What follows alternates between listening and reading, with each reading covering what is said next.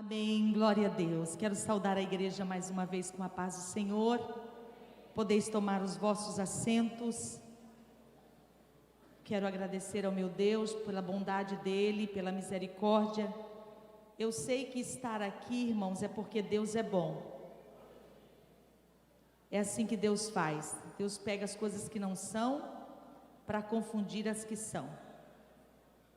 E ao Senhor toda a honra, toda a glória, todo o louvor e toda a adoração. Quero louvar a Deus pela vida do meu esposo, pastor Edson. Eu sempre uso dizer, pastor Zilmar, ele é o Josué na minha vida. O povo recebe a promessa através de Moisés, mas foi Josué que os fez chegar na promessa. E nós precisamos sempre de um Josué, temos que ter humildade porque nós precisamos de um Josué. Eu tinha uma promessa, mas se o meu esposo não concordasse, eu não estaria aqui. Então eu sempre digo e louvo a Deus pela vida dele, que Deus continue abençoando. Também minha gratidão pela vida do pastor Zilmar e irmã Maria Inês, que Deus continue vos abençoando ricamente. Pastor Alexandre, sua esposa, e pastor Adriano, né? Irmã Salma, irmão Isaías, que todas as vezes que venho aqui com tanto carinho, ele faz o melhor churrasco de Santa Catarina. Muito bom, Deus abençoe e recompense. Quero agradecer às irmãs do Círculo de Oração, quero agradecer às irmãs da UFADSE, na pessoa da irmã Marla, irmã Maria Inês, todas as irmãs do Círculo de Oração. Quero mandar aqui também o meu abraço ao irmão Nelson, pastor Nelson, né? Sua esposa, que estão em casa, não pôde vir, mas eu tenho um carinho muito especial pela vida deles. É um grande intercessor. Eu tenho certeza que ele faz menção de mim nas suas orações. Que Deus abençoe a todos em Cristo Jesus. Abra sua Bíblia, vamos ao texto sagrado, que está no livro do Êxodo.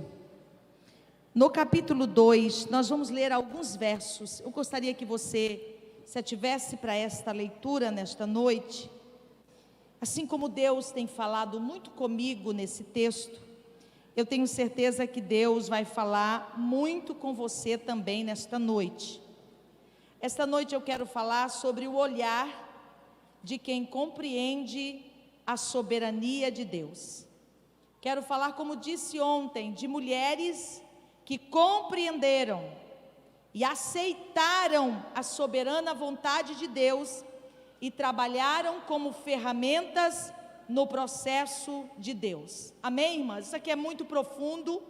Eu tenho certeza que Deus vai te impulsionar com esta palavra para você fazer jus estar viva neste tempo. Nós não estamos aqui para enfeitar, nós estamos aqui para trabalhar. Nós estamos aqui para fazer o querer do Senhor. Nós não estamos aqui para posar para foto. Nós estamos aqui como ferramentas na mão do Senhor, para vivermos estes últimos dias, para vivermos o tempo do fim. E eu tenho falado para o Senhor: Senhor, conta comigo. Aleluia. O Senhor pode contar com você? Levante sua mão. Eu ouvi um pastor dizendo: Deus vai preservar a vida daqueles que estão dispostos a cumprir a sua soberana vontade. Eu acredito nisso. Eu acredito nisso, porque diante desse texto que nós lemos, nós vemos que realmente é assim que funciona. Diz assim o texto, no livro do Êxodo, capítulo 1, versículo 15, diz assim: E o rei do Egito falou às parteiras das hebreias, das quais o nome de uma era Sifrá, peleja, e o nome da outra Puá, resplendor. Capítulo 2, versículo 2 e 3. E a mulher concebeu e teve um filho, e vendo que ele era formoso, escondeu-o 3 meses. Não podendo, porém, mais escondê-lo, tomou uma arca de juncos e a betumou com betume e pés, e pondo nela o menino, a pôs nos juncos à borda do rio. Agora o capítulo 15 e o versículo 20, que diz assim: então Miriam, a profetisa, a irmã de Arão, tomou o tamboril na sua mão, e todas as mulheres saíram atrás dela com tamboris e com danças. Amém? Eu citei aqui o nome de 4 mulheres que fizeram a leitura da soberana vontade de Deus. Não obstante, enxergar e ver que o caminho era um pouco estranho, mas elas estavam dispostas a cumprir a visão que Deus havia dado para elas, da sua soberana vontade. É por isso que muitas vezes nós nos recuamos diante da vontade soberana de Deus, porque nem sempre, ou na maioria das vezes, os caminhos de Deus são difíceis de compreensão. Parece que está tudo errado, parece que tudo está tomando a direção contrária daquilo que nós pedimos, daquilo que nós pensamos que deveria ser. Mas Deus não trabalha na ótica humana. Como eu disse aos irmãos ontem, Deus já tem tudo desenhado. E tem mais uma: as pessoas que conseguem ler, as pessoas que compreendem, as pessoas que aceitam a soberania de Deus, elas também são pessoas estranhas. Elas são pessoas de difícil compreensão. Porque quando todo mundo está dizendo, a maioria está indo para o lado direito, ela consegue enxergar um caminho do lado esquerdo no meio da tormenta.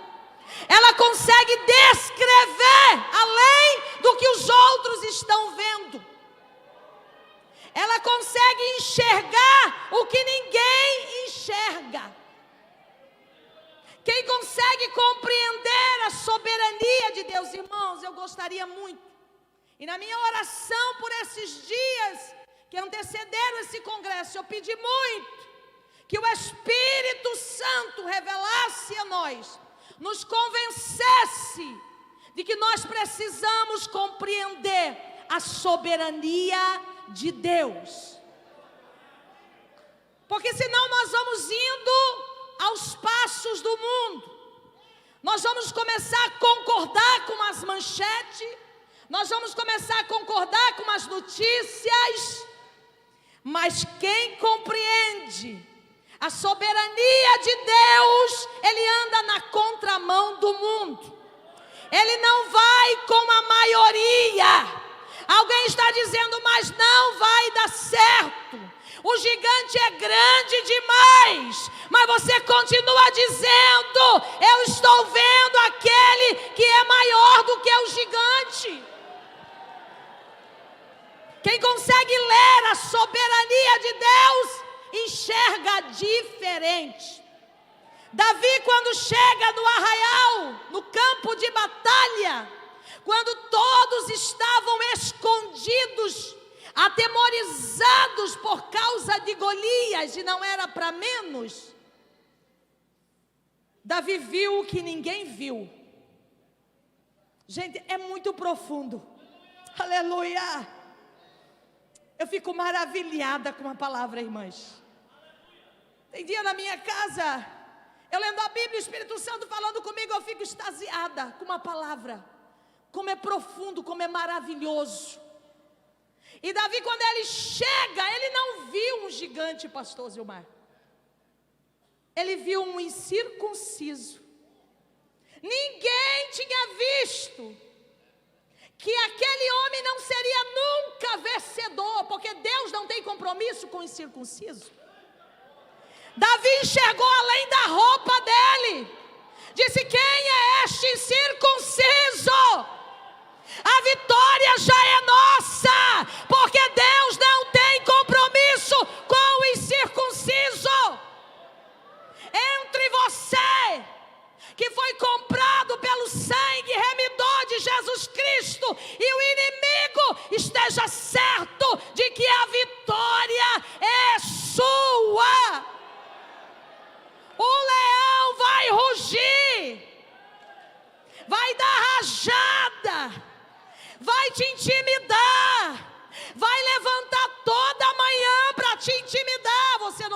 conta.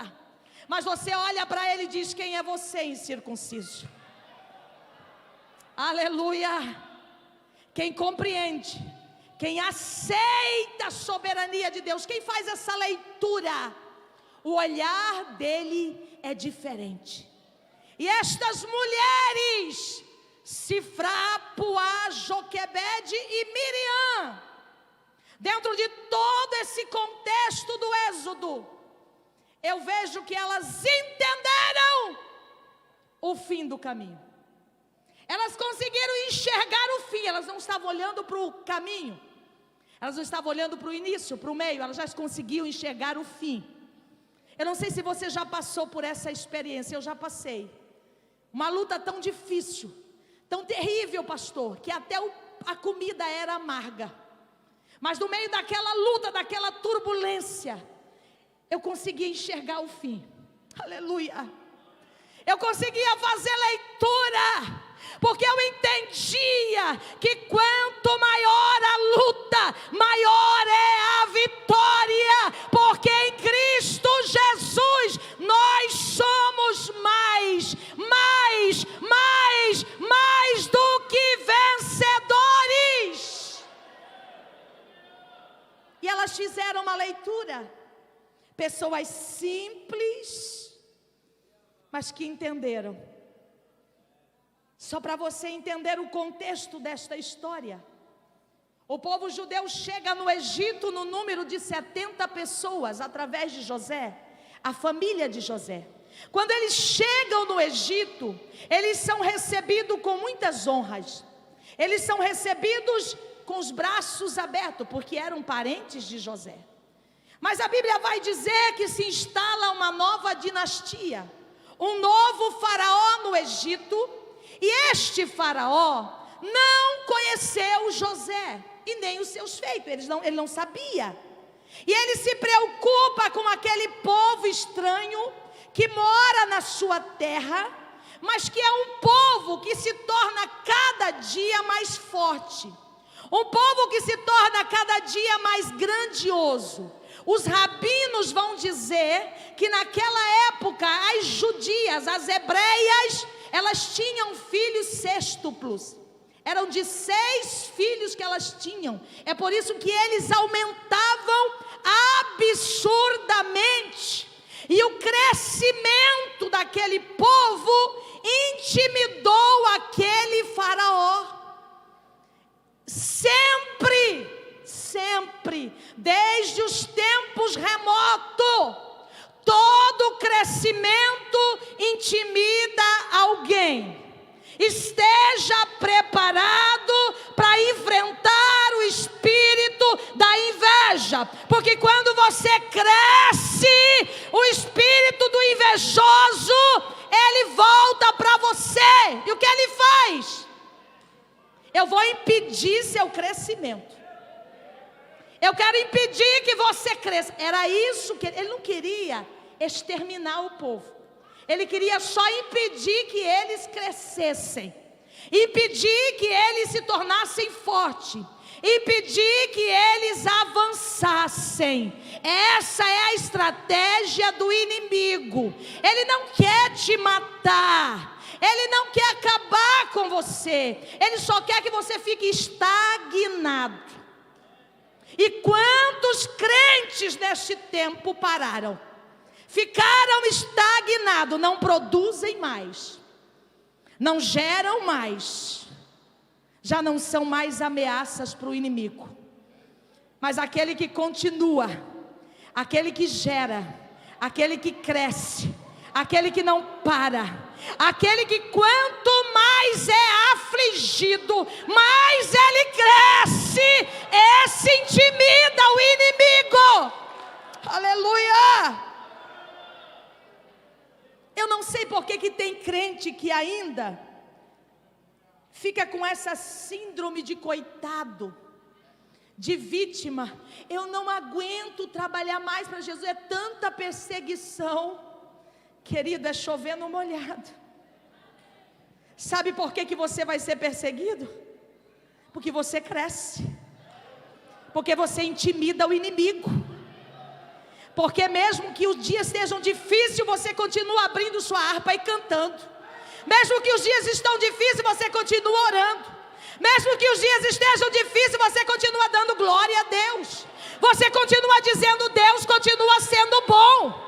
Ai, mas Deus recolheu seu pai, seu filho, sua mãe, mas Ele continua sendo bom. Ele é maravilhoso, Ele é grandioso. A Bíblia vai dizer que Abraão foi fortalecido na fé, dando glória a Deus. Você quer ser fortalecido? Começa a dar glória a Deus. Glória a Deus de manhã, glória a Deus à tarde, glória a Deus à noite, glória a Deus, glória a Deus, glória a Deus, glória a Deus. Comece a dar glória a Deus, experimenta, quer ser fortalecido, quer crescer na fé, glória a Deus, glória a Deus, glória a Deus, glória a Deus, aleluia. E Faraó, que não conhecia José, eu vou abrir um parêntese aqui. A nossa história passa. Muita gente que conhecia já foi, agora não conhece mais. Os que chegaram não conhecem. Tem muita gente que não conhece a história da sua família mais, porque são pessoas novas, chegaram agora. Elas não sabem por onde vocês passaram para estar onde estão. Elas não sabem por que Deus tem um zelo especial com a sua casa, com a sua família, porque elas não sabem de onde você veio. E quando Deus te usa, quando Deus te exalta, quando Deus te coloca entre os príncipes, eles começam a atacar. Gente, isso é tão sério, isso acontece tanto dentro da igreja, é incrível isso. Mas eles não conhecem a sua história, mas tem uma coisa, toda a sua história está registrada no céu.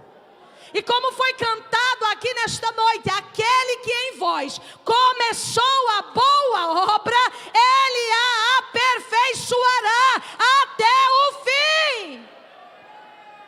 Nossas obras, nosso trabalho vai sendo reconhecido e aperfeiçoado por Deus. Se desprenda do elogio humano, se desprenda da bajulação, se desprenda do reconhecimento, agradeça a Deus e diga: eu só estou aqui porque Deus é bom, aleluia. E a primeira atitude de Faraó foi: vamos atacar a fonte. Chama as duas parteiras, Sifrá e Puá, cujos nomes significam peleja e resplendor. Há uma divergência sobre a naturalidade ou a nacionalidade daquelas parteiras. Há uma divergência entre os estudiosos, entre os rabinos. Uns dizem que elas eram hebreias, outros dizem que elas eram egípcias. Mas eu fico com a do rabino, um grande estudioso. Ele diz que as duas parteiras, elas eram chefe de 500 parteiras. Elas eram egípcias. Elas se converteram ao judaísmo através do trabalho dela. Elas prestavam atenção quando ia fazer o parto de uma hebreia. Elas viam que era diferente a ação da hebreia com a da egípcia. Elas começaram a perceber que as hebreias eram vigorosas, que elas eram corajosas, que elas eram destemidas, que elas não reclamavam, que elas adoravam, que elas estavam prontas para gerar, que elas não gritavam a dor, não reclamavam por aquele momento. E as egípcias eram fracas. E elas foram se convertendo ao judaísmo através daquelas hebreias. Então elas não eram hebreias, elas eram egípcias convertidas ao judaísmo. Entenderam que as mulheres hebreias eram diferentes das egípcias. Gente, irmãs, mulheres que estão aqui, nós precisamos fazer a diferença. Tem que ter algo crente na nossa vida. E não é só a nossa roupa, isso é muito pouco. Não. Eu sou crente desde que nasci. Aceitei Jesus, claro, fiz a minha profissão de fé. Quando eu nasci, meus pais já eram crentes. Sou filha de pastor. E vocês sabem que há uma cobrança muito grande aos filhos dos pastores. Hoje até muito menos, mas antes era muito mais. Vocês não têm ideia do quanto a gente era vigiada, 24 horas. A gente tinha guarda, segurança particular sem pagar nada. Meu pai viajava, tinha uns que rondavam a nossa casa a noite inteira, para ver se a gente estava fazendo alguma coisa errada. E eu cresci com aquele medo, porque a gente tinha que manter a reputação, porque a gente tinha um nome a preservar. E a gente procurava obedecer, mas obedecia por medo. Quando eu me casei, eu já disse isso algumas vezes, mas vou dizer de novo, estou sentindo de dizer isso aqui. Eu dei o meu grito de independência. Eu disse, graças a Deus, agora eu tenho um esposo, não sou mais filha do pastor, eu tenho um marido. Agora eu sou submissa a ele que manda em mim, né? Estou livre.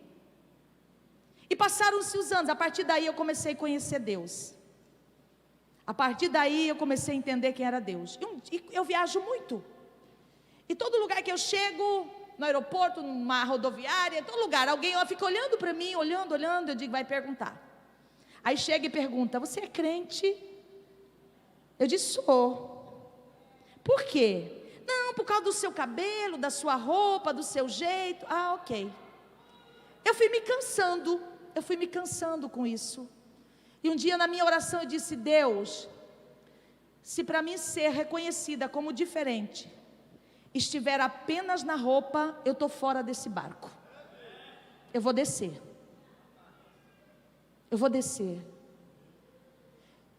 Fiz essa oração com toda sinceridade.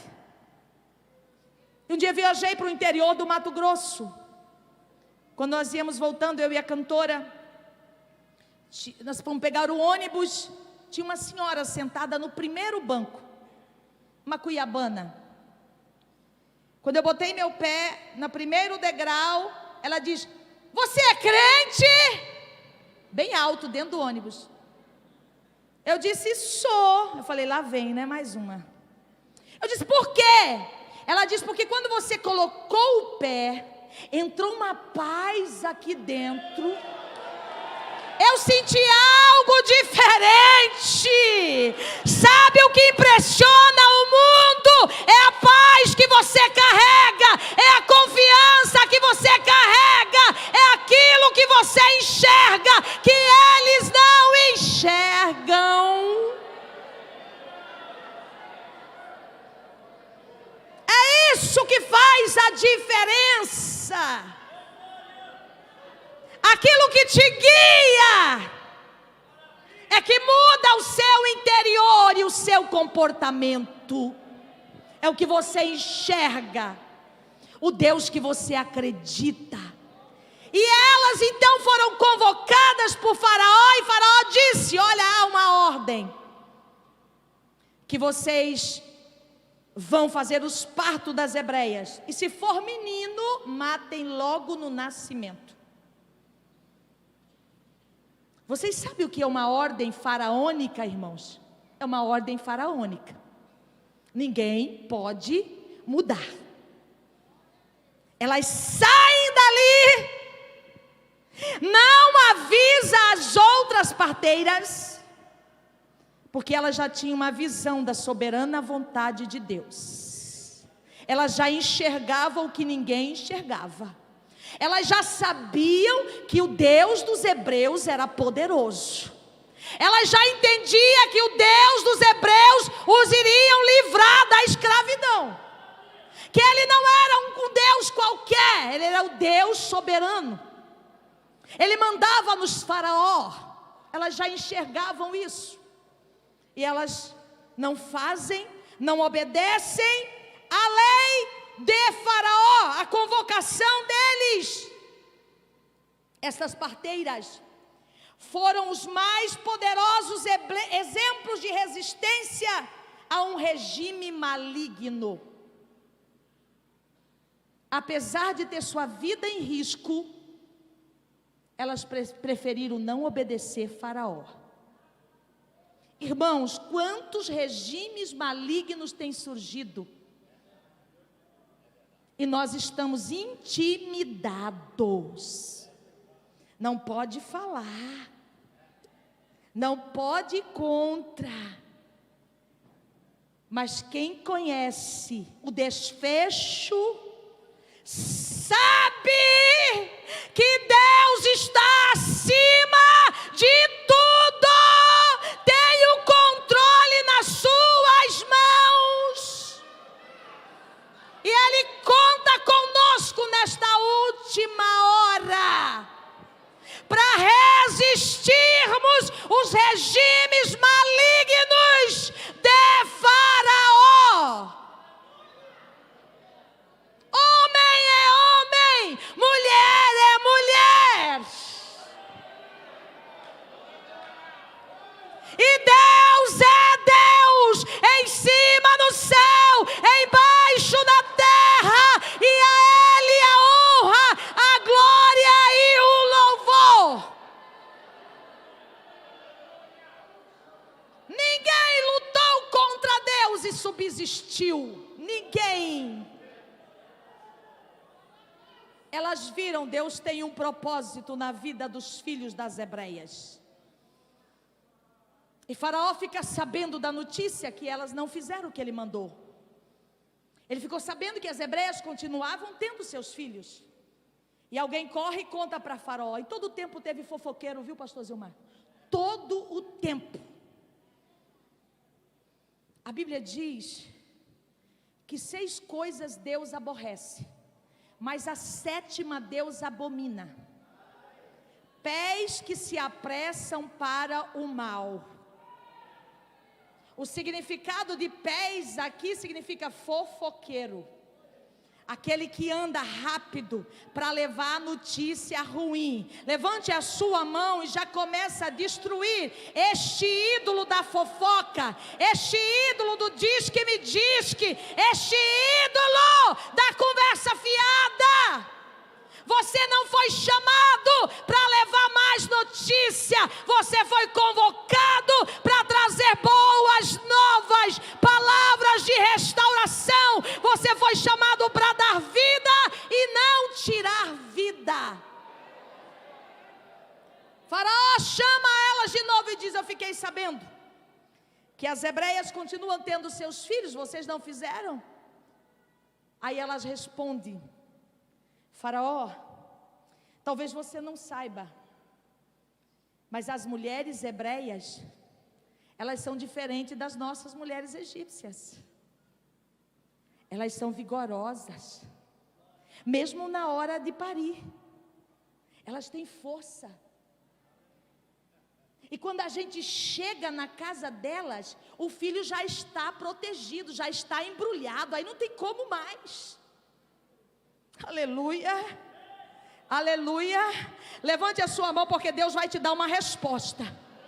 Deus vai te dar uma palavra para você falar quando você for inquirida. Quando alguém chamar você, Deus vai te dar uma palavra. Não se preocupe. Eu aprendo aqui com Sifrá e Puá, com estas parteiras. Primeiro ela nos ensina: eu não fui chamada, não obstante a ordem de Faraó, irmãos, eu tenho que ter convicção da minha chamada. Não obstante o que falam, a perseguição que vem, as calúnias, porque tem gente que para tão fácil, não tem convicção da chamada. Elas tinham convicção da chamada delas. Elas sabiam que elas foram chamadas para dar vida e não para tirar vida. Então, se a ordem vem de Faraó, se a ordem vem de alguém, não importa, você tem convicção para que você foi chamada. Diga para a sua irmã: você foi chamada para dar vida, querida. Você foi chamada para dar vida e não para matar. E a gente dá vida com palavras, a gente dá vida poupando alguém, a gente dá vida aconselhando alguém. Hoje eu li uma frase de um dos maiores psicólogos que já existiram. Ele disse: a ciência ainda não descobriu um remédio mais poderoso do que boas palavras. Vocês estão entendendo, irmãs? Quando você coloca a mão no ombro de alguém e traz uma boa palavra, você está sarando esta pessoa. Você está dando vida para esta pessoa. Aí tem gente que chega e diz: irmão, está difícil mesmo.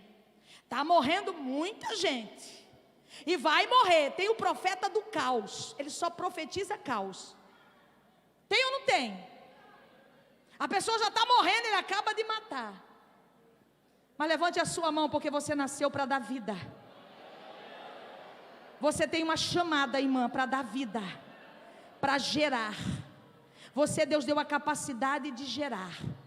E você é hebreia, você é vigorosa, você é forte, você é diferente, aleluia.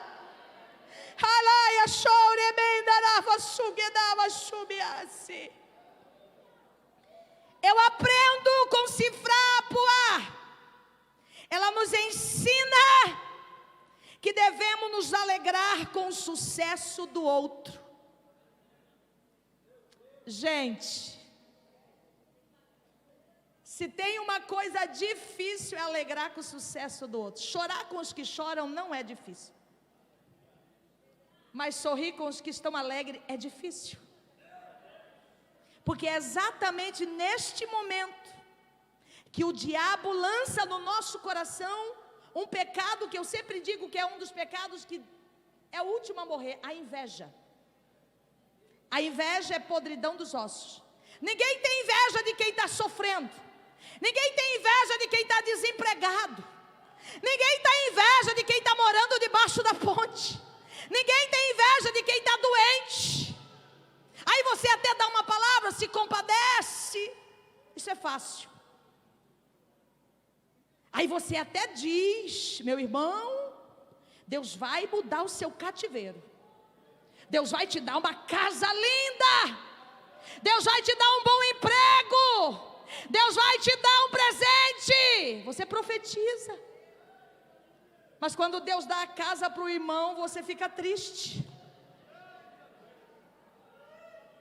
Não venha me dizer que isso não acontece com você. Seja sincero, dá uma pontadinha lá dentro. Agora ele não precisa mais de mim. Agora ele é grande, agora ele tem uma casa. Mas Sifra Puah me ensina que eu devo me alegrar com o sucesso dos outros. Aleluia. Quem enxerga a soberania de Deus compreende, sabe que Deus exalta quem Ele quer, que Deus engrandece quem Ele quer, que Deus levanta quem Ele quer. Eu aprendo com Sifra Puah que quando você vê, quando você enxerga com os olhos da soberana vontade de Deus, você não questiona o porquê que alguém foi exaltado, mas também não se gloria quando alguém está sendo forjado pelas perdas, pelas dores e pelas angústias.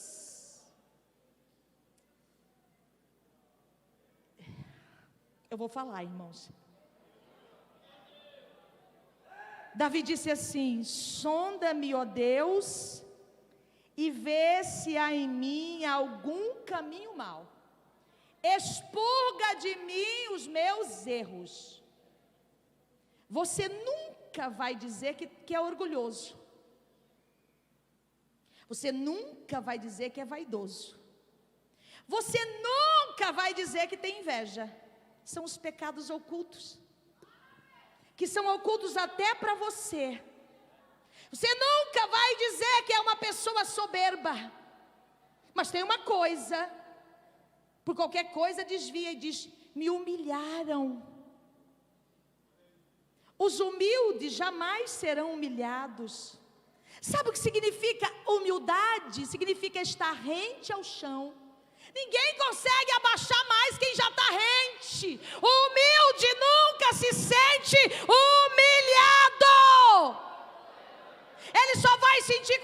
exaltado? E quantas vezes você ouve uma notícia? Deus está tratando com o nosso interior aqui nesta noite.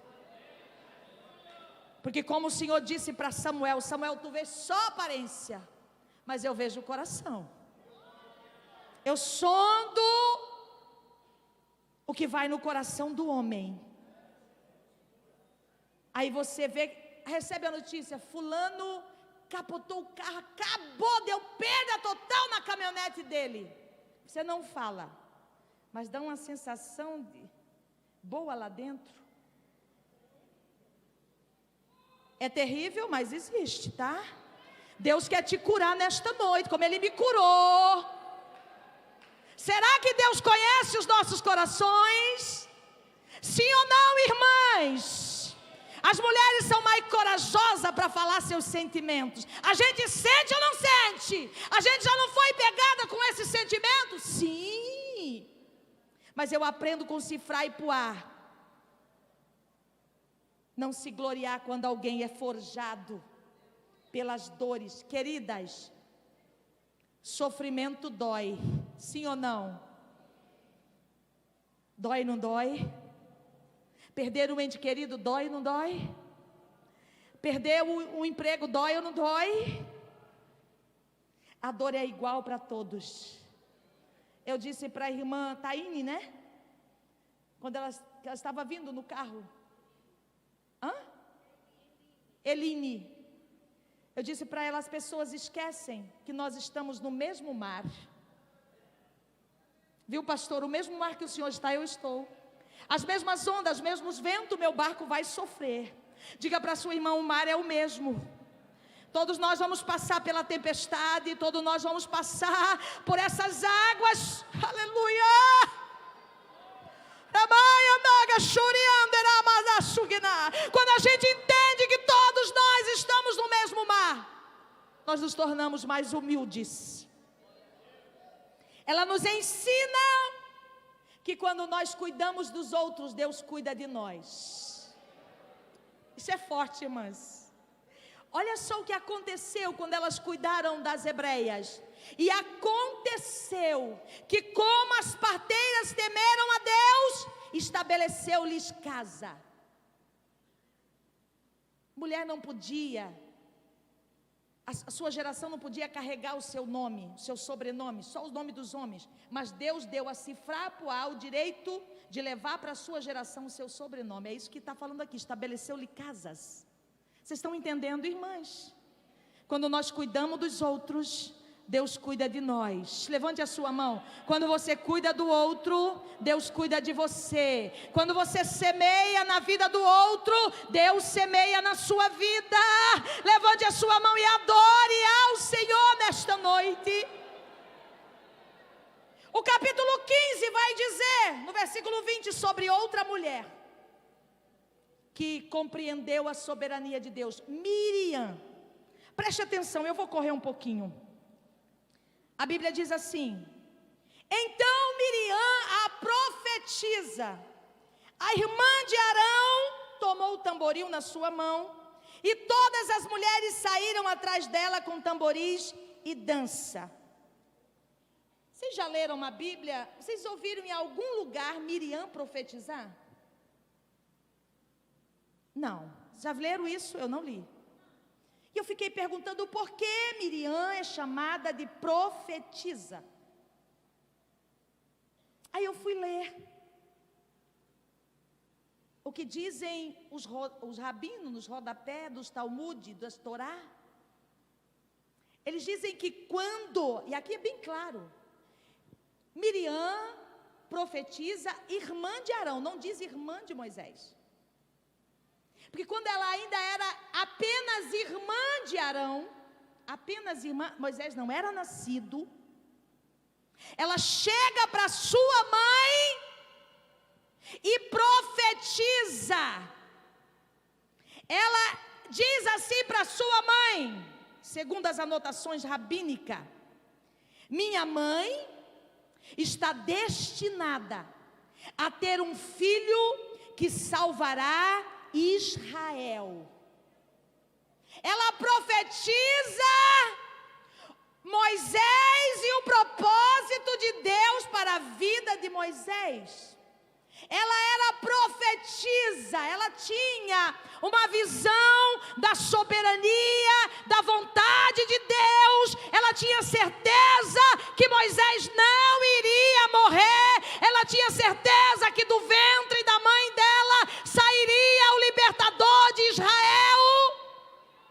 Independente da ordem que veio de Faraó, independente da circunstância, ela tinha certeza: do ventre da minha mãe nascerá um filho que livrará Israel, que salvará o povo de Deus.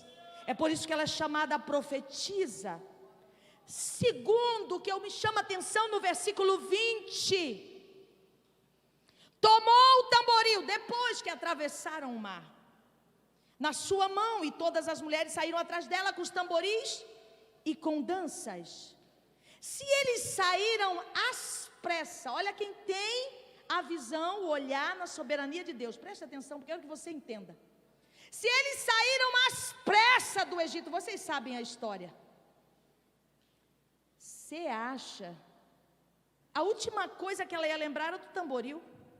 Sim ou não, irmãs? Você ia lembrar do irmão, da roupa, da comida? Sim ou não, irmã? Quem sai à pressa vai ficar carregando instrumento, tamboril, trem pesado? E quando elas chegaram do outro lado, elas estavam com os tamborils. Sabe o que é isso, irmãs? Ela tinha convicção de que Deus daria a vitória a eles e que ela precisaria cantar. Quem tem convicção carrega o tamboril no dia da luta, no dia da aflição. Está dizendo: eu vou cantar ainda, eu vou cantar ainda, eu vou cantar. Só o Senhor é Deus, só Deus é o Senhor. Você entendeu? Como que alguém que sai às pressas vai pensar em tamboril, irmã? Só alguém que conhece a soberania de Deus e sabe que o nosso Deus é Deus de vitória, sabe que o nosso Deus não é homem para que minta, nem filho do homem para que se arrependa. Se Ele disse que daria um para libertar Israel do ventre da mãe dela, ela disse: vamos sair daqui, mulheres, preparada para cantar. E o mais lindo que eu acho aqui, que quem conhece, que quem reconhece, quem aceita a soberania de Deus, ele influencia outras pessoas. Sabe o que eu vejo, Marla? Miriam na casa das irmãs que faziam parte do grupo de música. Irmã, não esquece o seu tamboril, nós vamos sair às pressas. Não esquece o seu tamboril, porque nós vamos cantar. Nós vamos atravessar, nós vamos chegar na terra prometida. E quando chegar lá, eu quero todas vocês cantando. Talvez alguém não acreditou em Miriam, mas quem vê o que ninguém vê, mesmo no dia de luta, ele está segurando o seu tamboril, dizendo: eu vou cantar, mas eu quero te convidar para cantar comigo. Aleluia! Quem pode glorificar o Senhor? Quem pode exaltar o Senhor? Quando elas chegam, atravessa o mar.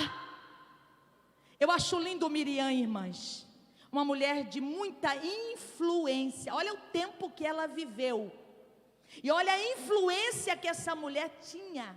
Ah, se nós tivéssemos as Miriams nas nossas igrejas, que influenciam as mulheres para adorar a Deus, que influenciam as mulheres para manter firme com seu tamboril, dizendo: nós vamos vencer, do outro lado nós vamos chegar, Deus está conosco, o Senhor é o nosso pastor e nada nos faltará. Não se entristeça, minha irmã, não perca a fé, continue, siga avante,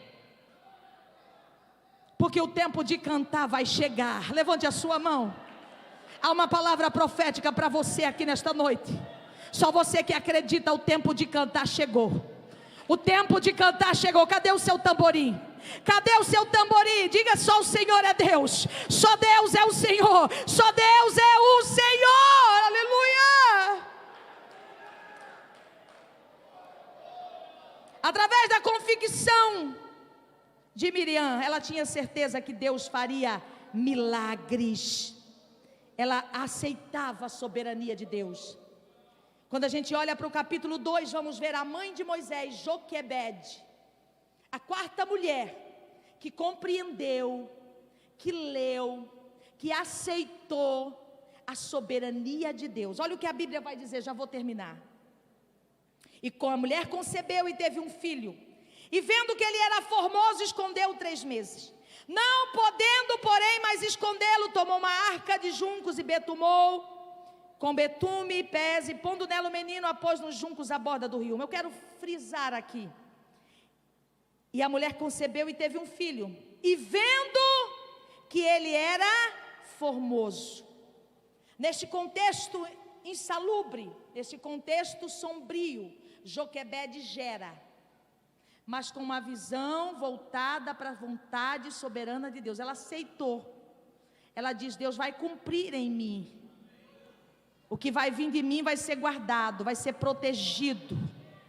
Preste atenção. Quando ela olha para o menino, ela diz: esse menino é muito formoso. Mas ela não está falando de uma beleza física, porque dificilmente uma criança nasce bonita, irmãs, misericórdia. Nasce inchada, né, deformadinha, depois que vai tomando jeito, não é assim? Mas quando ela olha para aquele menino, porque ela via a soberania de Deus, ela olha para Moisés, ela não vê apenas um filho das suas entranhas. Presta atenção para as mães aqui. Ela via o propósito de Deus. Ela enxergava no filho o propósito de Deus. Sabe o que ela enxergava? Ela enxergava 80 anos depois. Ela já enxergava Moisés tirando o povo do Egito. Ela já enxergava Moisés atravessando com o povo o Mar Vermelho. Ela já enxergava Moisés com as tábuas das leis na mão. Sabe o que Deus deu para você? Um propósito. Sabe por que ela escondeu Moisés? Não era porque era apenas seu filho. É porque ela sabia que ele era um propósito de Deus. Ela sabia que Deus o usaria para tirar o seu povo do Egito. Ela olhou e viu a beleza da soberania de Deus. Ela não viu apenas um filho. Ela viu o propósito de Deus nascendo. Abra o seu coração. Porque enquanto você enxergar seus filhos apenas como filhos, nada vai mudar na vida deles. Mas quando você olhar para os seus filhos e enxergar que eles são herança do Senhor, que eles são propósitos que Deus escreveu, que Deus confiou nas suas mãos, você vai cuidar, você vai proteger, você vai esconder, você vai olhar para ele e vai dizer: ninguém está vendo, mas eu vejo o propósito divino na vida dos meus filhos. Precisamos de mães que enxergam propósitos. Precisamos de mãe que tem um olhar na soberania de Deus. Aleluia. Você está entendendo, irmã? Você não pode sair daqui com a mesma visão que você entrou. Você precisa olhar para os seus filhos e dizer: é um propósito. Deus vai usar grandemente meu filho. Aleluia. Quem enxergou assim está glorificando a Deus. Quem enxergou isso aqui vai ser um missionário. Esse aqui vai resgatar vida. Esse aqui vai ser fonte de bênção para a igreja. Esse aqui vai elevar o nome do Senhor. Você cuida. Você protege. Como que a gente protege, irmãs? Inculcando na cabecinha deles que o nosso Deus é maior. Dizendo para ele que servir ao Senhor é a melhor coisa. A gente não protege filho cercando a mesa e falando mal dos outros. Quando você senta na mesa e vai partir o pão que é sagrado, o lugar onde o pão da presença se manifesta, você começa a partir a vida do pastor. a vida do irmão, a vida da irmã, a vida desse, a vida daquele. Isso não protege filho. Sabe como protege filho? Abrindo a sua boca e dizendo: Deus é maior, Deus está na frente, Deus cuida de nós. Nós precisamos aprender, nós estamos passando por isso, porque Deus está nos forjando para uma grande obra. Tem muita gente que acha que o filho é contaminado na escola. Não, senhores, ele já sai contaminado de casa. Sabia disso, irmãos? Um dia uma irmã disse para mim assim: irmã, eu estou desesperada, eu criei meus filhos na igreja, eu andava o dia todo visitando, fazendo a obra, e meus filhos estão desviados. Eu disse: irmã, você criou seu filho no lugar errado.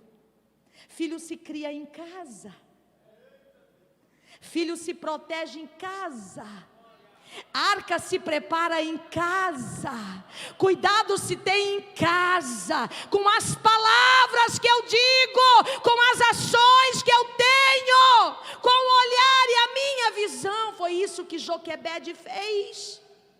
Ela viu que ele era formoso, ela enxerga 80 anos na frente. Irmãs, isso é tão glorioso. Aleluia. A partir de hoje Deus vai começar a restaurar filhos aqui, porque a sua visão vai mudar. Esse é um propósito divino. Deus tem uma história para o meu filho. Deus quer usá-lo. Deus não me deu filho para a perdição. Deus me deu filho para a bênção e para a glorificação do seu nome. Fique de pé que eu vou terminar. A visão de Joquebede muda a sua casa. Olha o que é uma visão diferente. Só de você enxergar diferente, há uma mudança onde você vive. Sim ou não, irmãs? Só de você enxergar diferente, começa a mudar o ambiente que você está. Você começa a ver o que as pessoas não estão vendo, e você só age de acordo com aquilo que você vê. Se você não vê que a água, que a vasilha está quente, você vai botar a mão nela. Mas se você vê que está quente, você não vai colocar. Você só age conforme a sua visão. O olhar de Joquebede na soberania de Deus mudou a casa dela. O olhar de Joquebede mudou a vida do filho dela. Aquele que estava destinado a morrer, agora tem vida. Mas o mais lindo que eu acho aqui é que a visão de Joquebede muda a vida financeira da família dela. Irmãs, isso é maravilhoso. Ela faz o cestinho, coloca lá, diz para Miriam: fica de longe, fica olhando. Naquele dia deu um calor na filha de Faraó. Ela diz: eu vou banhar lá no rio. Não é coisa boa banhar de rio? Quando ela chega lá, ela vê um cestinho se mexendo, uma criança chorando, berrando, né? Moisés chorava duro. Filho de hebreia sabe chorar. Filho de hebreia sabe pedir socorro. Oh, aleluia. Sabe sim ou não, irmãs? Você aprende em casa, meu filho, quando você vê o perigo, clame por Jesus. Chame Jesus na hora. É assim ou não é? Ele vai te livrar, Ele vai te guardar. Pode gritar por Jesus. Aí a filha de Faraó pega o menino. Miriam chega. Eu vou dizer uma coisa para você: o Espírito Santo só chega quando você cumprir com o seu papel. Com o seu papel de mãe, com o seu papel de pai. Quando você enxergar o propósito divino, o Espírito Santo chega para convencer, para trabalhar, para moldar, para mostrar. Aí a Miriam chega e diz: olha, eu conheço uma hebreia, ela pode cuidar desse menino para você. Ela diz: é, você conhece?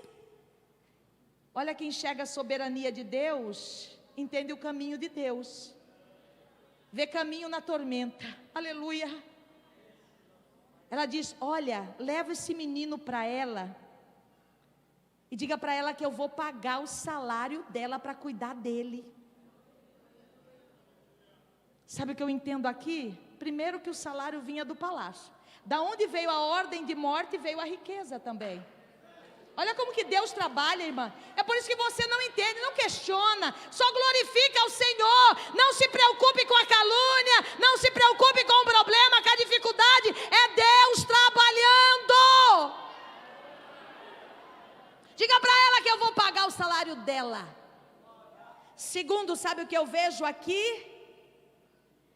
Quem cuida dos filhos da herança do Senhor tem o pagamento do céu. Além de você amar, cuidar do seu filho, ter tanto amor, você ainda recebe recompensa por cuidar dos seus filhos. Hoje é culto da família. Deus está falando aqui. Cuide dos seus filhos, não terceirize o cuidado. Sabe por quê? Porque vai voltar para a sua mão. Teve mãe, olha o que o Espírito Santo está me dizendo, que não cuidou do filho quando era pequeno. Vai voltar para sua mãe, para sua mão depois de velho, doente, para você cuidar. Para você cumprir sua missão. Cuide do seu filho, cuide da sua casa, cuide da sua família. A gente só ama aquilo que a gente prioriza. Você diz que ama a sua família, mas não prioriza a família. Tudo é em primeiro lugar, menos a família. O de melhor é para os outros, não é para a família, não é para casa, não é para os filhos. Quem ama prioriza. E a palavra prioridade não tem no plural, não existe prioridades. Existe prioridade, é uma coisa só. E a Bíblia diz: aquele que não cuida dos seus é pior do que o infiel, negou a fé. A visão de Joquebede mudou a história de uma nação. Veja o que aconteceu com John Wesley. A visão daquela mãe, que a história diz que ela orava 8 horas por dia pelos filhos. O que eles fizeram neste mundo mudou vidas, mudou nações. Será que você está entendendo, irmã? Será que você está entendendo que você não é pérola, você é ostra? Tem gente equivocada. Olha, minhas pérolas, nós não somos pérolas, nós somos ostras. Nós produzimos pérolas para o reino de Deus. E como a ostra produz pérola, eu vejo Joquebede como uma ostra. Ela recebe um grãozinho de areia e aquilo incomoda ela, causa muita dor. É um momento insalubre, é um momento de muita dificuldade. E quando ela sente dor, ela vai emitindo uma enzima, uma substância chamada nacar. E aquilo vai cobrindo aquela areia, aquele grãozinho da areia, e vai transformando-se numa pérola. Aleluia. Sabe por que você sofre? Porque você está gerando pérolas para o reino de Deus. Aleluia, Deus está falando aqui.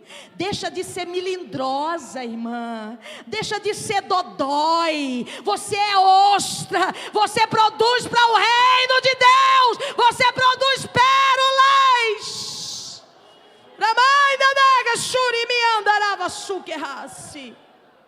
E a Bíblia vai dizer lá em Hebreus: pela fé, Moisés, quando já era homem, que podia tomar a sua decisão, como disse a pastora Maria Inês, não se encantou com as belezas do reino. Nada daquilo era encantador para ele. Sabe por quê? Ele trazia com ele o legado da sua mãe. Irmãs, fé é legado, passa de mãe para filho. Sabia disso? Eu nunca cheguei na minha mãe para ela dizer uma palavra contrária. Quando qualquer problema ela diz: Deus vai dar solução, nós vamos conseguir. Nunca vi ela dizendo: está difícil, não vai dar certo. Nunca.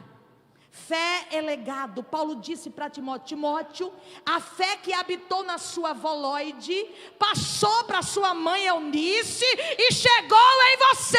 Levante a sua mão, mulheres de fé.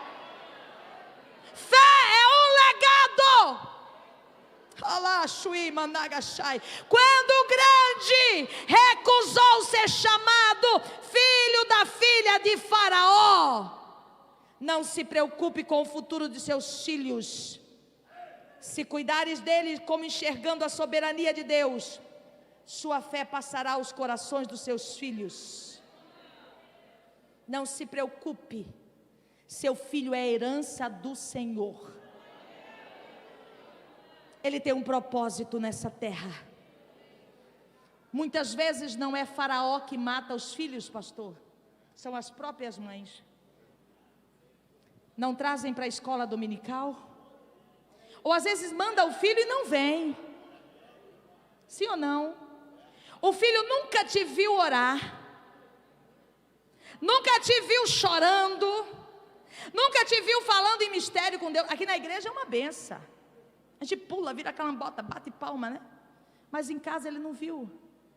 Eu cansei de ver minha mãe lavando roupa na tarimba, que chamava tarimba, batendo, falando em línguas estranhas. Quanto tempo faz que os seus filhos não ouvem uma frase que eu ouvi a minha infância toda? Eu ia entrar no quarto, minha mãe dizia: não entra, seu pai está orando. Quanto tempo faz, ou quando nunca seu filho ouviu dizer: não entre que sua mãe está orando, não entre que seu pai está orando.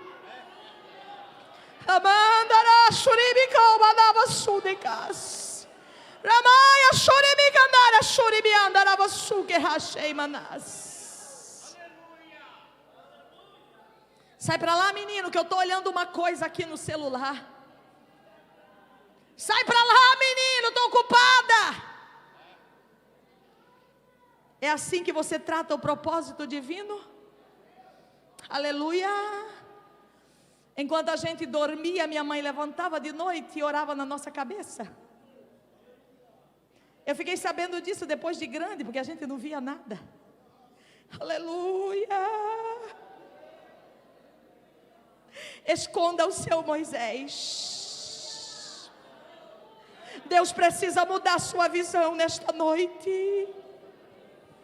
Você precisa olhar para o seu filho e ver que ele é formoso.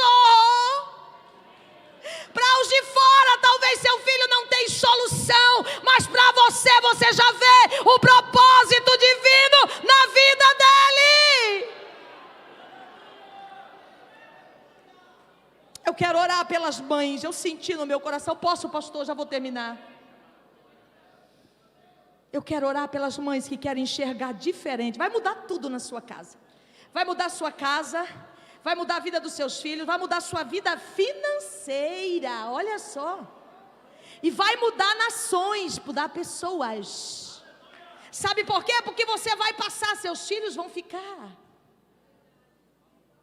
Hoje nós estávamos conversando na casa da irmã Salma, dizendo o que será dessa nova geração. Porque parece que eles não têm o mesmo compromisso. Eu falei, o problema não são deles, o problema são nosso. Como que nós estamos conduzindo a arca para a vida dos nossos filhos? Como que nós estamos transportando a presença de Deus? Eles estão aprendendo conosco, eles estão lendo. Eles estão conhecendo Deus através da nossa vida. Como eu estou mostrando para os meus filhos quem é esse Deus? Saia do seu lugar, venha na frente e diga, Senhor, muda a minha visão, muda o meu olhar. Eu quero olhar para o meu filho e ver que ele é formoso. Eu quero enxergar na vida dele o propósito divino. Deus tem um tratado conosco nesse final de semana. Deus quer uma renúncia da nossa parte. Não é para você ficar chorando, Deus, eu amo tanto meu filho. Isso para Deus não voga. Para Deus voga o quanto você enxerga nele o propósito dele. Deus vai preservar seu filho o dia que você enxergar o propósito divino e esconder ele. Esconde seu filho. Eu nunca vi meu pai e minha mãe brigar. Nunca vi. Eu nunca vi minha mãe reclamar da comida. Eu nunca vi minha mãe reclamar de nada. E tem pai que diz que ama os filhos e briga na frente dos filhos. Maltrata a esposa, maltrata o esposo.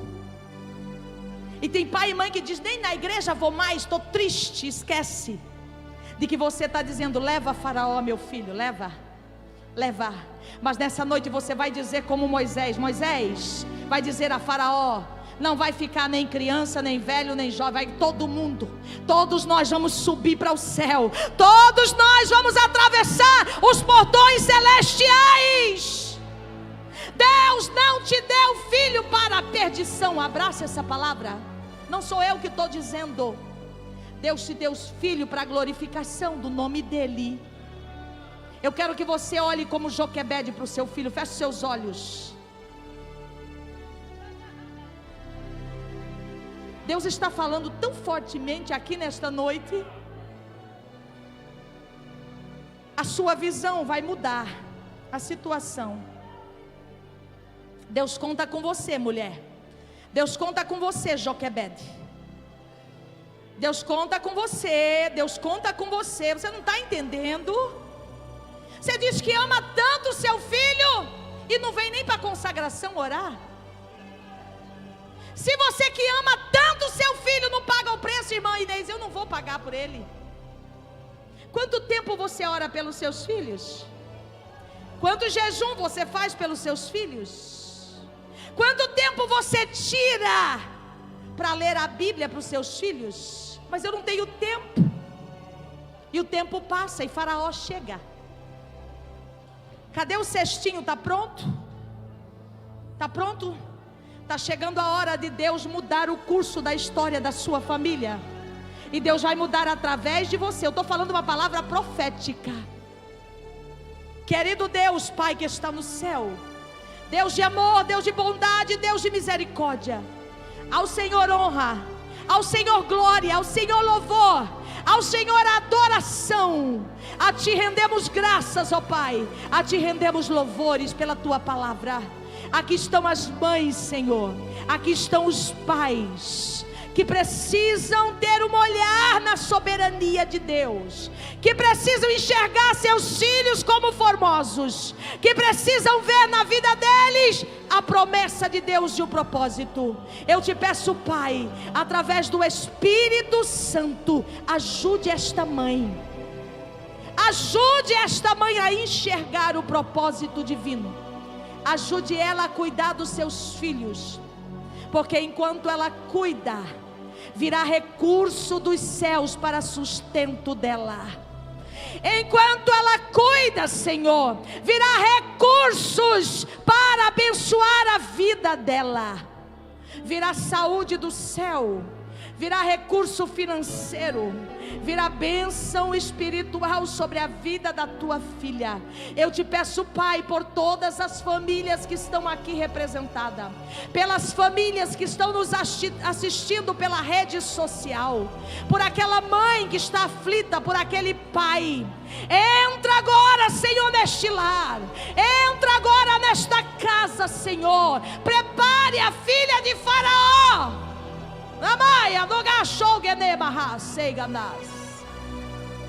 Prepara quem tu queres para socorrer o filho da tua filha, para proteger dos ataques do maligno. Eu te peço, Pai, crendo na tua palavra e tendo a plena certeza de que o Senhor tem o controle de todas as coisas nas tuas mãos. Levante a sua mão para o céu e diga: Deus, tem o controle nas suas mãos. Deus abençoe, muito obrigado. Se você puder olhar para sua irmã e dizer para ela: o seu olhar vai mudar a sua casa. Deus abençoe.